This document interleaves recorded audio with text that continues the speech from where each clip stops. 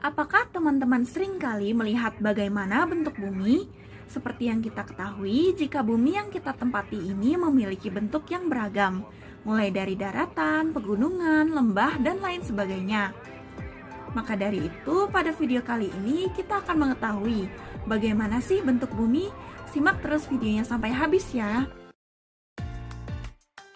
Tempat yang kita tinggali dan berdiri ini disebut dengan litosfer. Mari kita belajar lebih lanjut terkait dengan litosfer. Kerak bumi yang kita tinggali merupakan lapisan terluar dari bumi.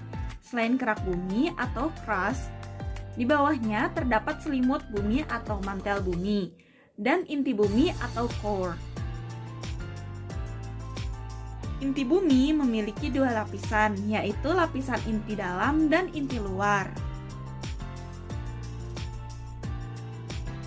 Terdapat batuan-batuan penyusun litosfer, seperti batuan beku, batuan sedimen, dan batuan malihan atau metamorf.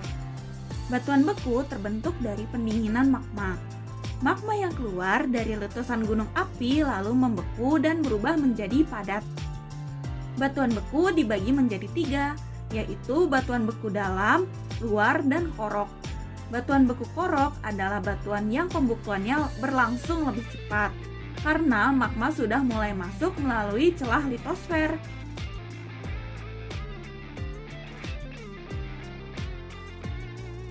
Batuan sedimen merupakan batuan beku yang telah mengalami pelapukan dan terangkut oleh erosi.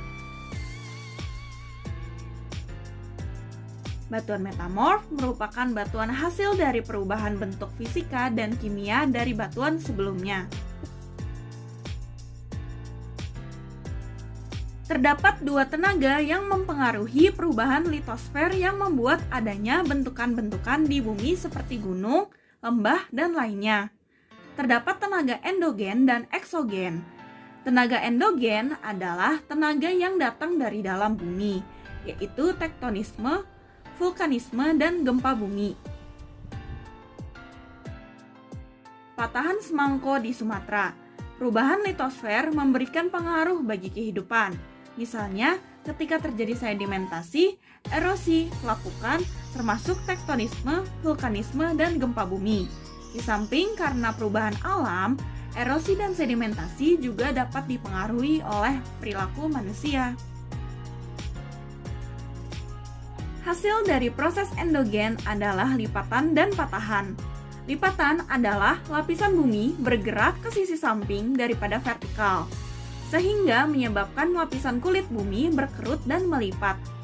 Biasanya, gerakan ini berlangsung pada waktu yang lama. Sedangkan patahan adalah gerakan lapisan bumi yang bersifat vertikal sehingga menghasilkan bentuk muka bumi yang berupa patahan. Biasanya, gerakan ini berlangsung pada waktu yang cepat. Vulkanisme adalah aktivitas keluarnya magma dari dalam bumi ke permukaan bumi. Aktivitas ini biasanya terjadi di gunung berapi. Kandungan magma berupa cairan, batuan, dan gas dengan suhu yang sangat tinggi.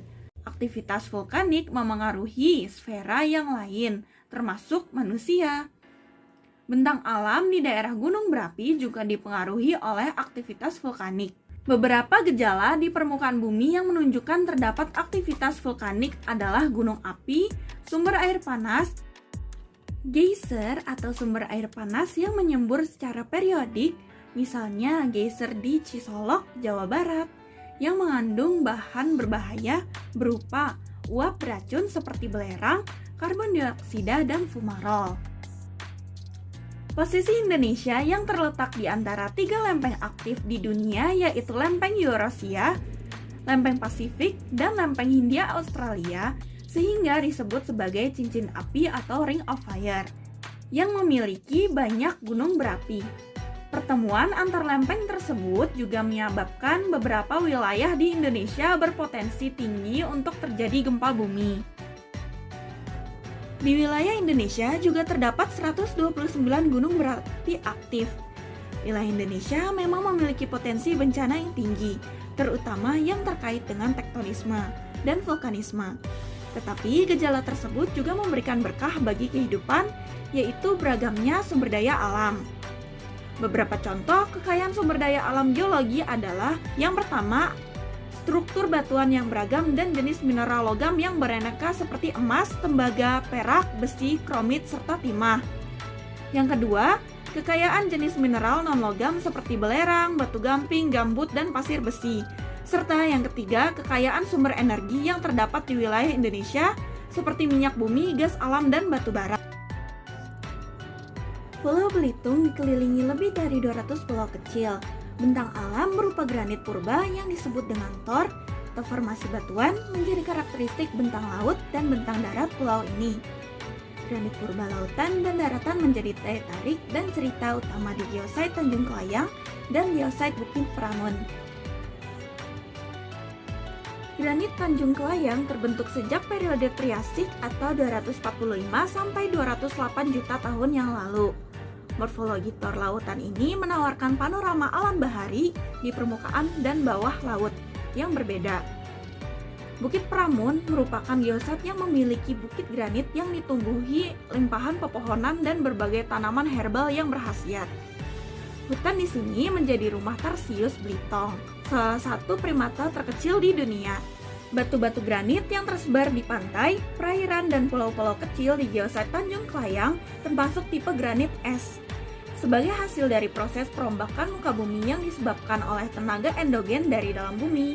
Proses ini memiliki peranan dalam pembentukan bongkah-bongkah granit yang unik dan bisa dijumpai di hampir sebagian besar pesisir Pulau Belitung. Munculnya bongkahan batu granit ini diawali dengan pembekuan magma di bawah permukaan bumi. Batuan ini kemudian mengalami proses tektonik seperti pengangkatan. Beberapa mengalami pematahan dan peretakan. Selama proses pengangkatan ini juga akan terjadi proses retak-retakan yang dialami oleh batu granit atau disebut dengan deformasi.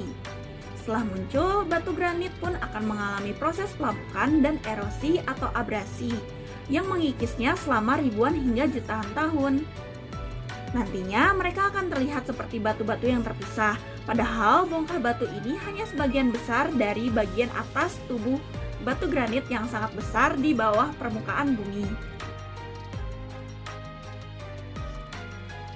Beralih dari Geopark Tanjung Kelayang, mari kita pergi ke Belitung Timur, lebih tepatnya ke geosite Burung Mandi.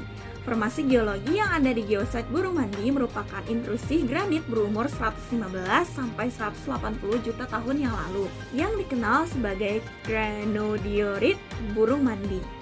Dengan ciri batuan berwarna hijau muda dan serupa kristal yang berkilau.